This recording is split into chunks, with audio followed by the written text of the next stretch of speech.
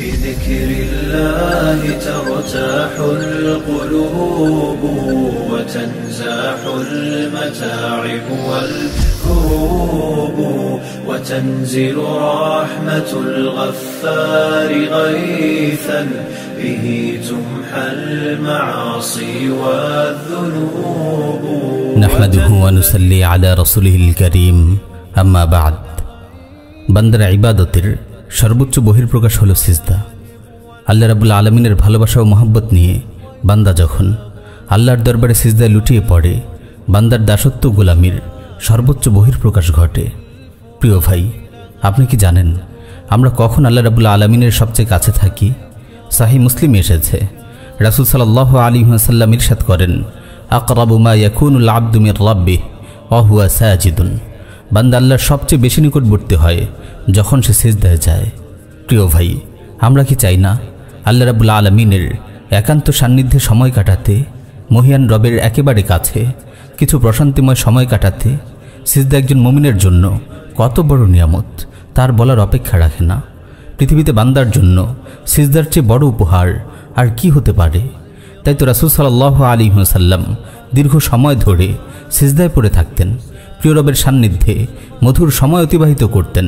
সহিহ বুখারীতে এসেছে, উম্মুল মুমিনিন আয়েশা সিদ্দিকা রাদিয়াল্লাহু তাআলা আনহা বলেন, আন্না রাসূলুল্লাহ সাল্লাল্লাহু আলাইহি ওয়াসাল্লাম কানা ইউসাল্লি 11 রাকআতান কানাত তিলকা সালাতুহু ইয়াসজুদু সাজদাতা মিন যালিকা قدر ما يقرأ أحدكم 50 آية قبل أن يرفع رأسه। রাসূল সাল্লাল্লাহু আলাইহি ওয়াসাল্লাম 11 রাকাত নামাজ পড়তেন। ওই নামাজগুলোতে তিনি এত দীর্ঘ সিজদা করতেন যে তার মাথা ওঠানোর পূর্বেই তোমরা 50 আয়াত পরিমাণ পড়তে পারবে। প্রিয় ভাই ও বোন, সিজদার মতো এত মূল্যবান ইবাদতের কদর কি আমরা করি? মনে করে দেখুন তো, শেষবার কবে আল্লাহর ভালোবাসায় বেকুল হয়ে দীর্ঘ সময় ধরে মন ভরে সিজদা করেছেন? জমিনের উপর মাথাটি রেখে কবে প্রাণ ভরে রহমানুর রাহিমের সান্নিধ্য অনুভব করেছেন? নাস্তাগফিরুল্লাহ, আল্লাহ আমাদের ক্ষমা করুন। কত অবহেলা আমরা সিজদা করি। সিজদার সময়টুকু আমরা কত অমনোযোগী অবস্থায় কাটাই, কত তাড়াতাড়ি আমরা সিজদা থেকে মাথা তুলে ফেলি, অথচ সিজদার সময়টুকুতেই আমরা আমাদের মহান রবের সবচেয়ে কাছে থাকি। প্রিয় ভাই, সিজদার মোবারক মুহূর্তগুলো থেকে বেশি বেশি উপকৃত হন। আল্লাহর সান্নিধ্য থেকে নিয়ামত বরকত হাসিল করুন। কিয়ামুল লাইলে রাসূল সাল্লাল্লাহু আলাইহি ওয়াসাল্লামের মতো দীর্ঘ সময় সিজদায় পড়ে থাকুন। আপনার হৃদয়ের কথাগুলো আপনার রবকে বলুন, আপনার চাওয়াগুলো প্রাণ খুলে আল্লাহকে বলুন। সিজদায় গিয়ে কাঁদুন, আপনার গুনাহগুলো মাফ করিয়ে নিন, আপনার মনের না বলা ব্যথাগুলো হালকা করুন।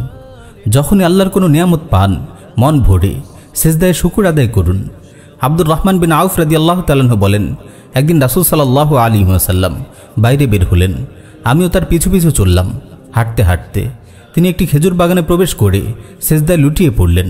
তিনি সিজদাকে এত বেশি দীর্ঘ করলেন যে আমার ভয় হচ্ছিল আল্লাহ তাআলা তাকে অফাত দিয়ে দিলেন নাকি। আমি তার অবস্থা দেখার জন্য কাছে আসলাম। তিনি মাথা তুলে আমাকে বললেন, কি হলো তোমার আব্দুর রহমান? আমি তাকে পুরো ঘটনা খুলে বললাম।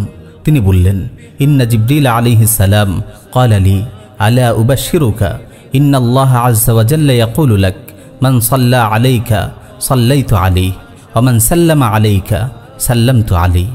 জিবরিল আলাইহিস সালাতু ওয়াস সালাম আমাকে বললেন, আমি কি আপনাকে এই সুসংবাদ দেব না যে আল্লাহ তাআলা আপনাকে বলেছেন, যে ব্যক্তি আপনার উপর দুরূদ পাঠ করবে আমি আল্লাহ তার উপর রহম করব, যে ব্যক্তি আপনার প্রতি সালাম পেশ করবে আমি তার উপর শান্তি বর্ষণ করব।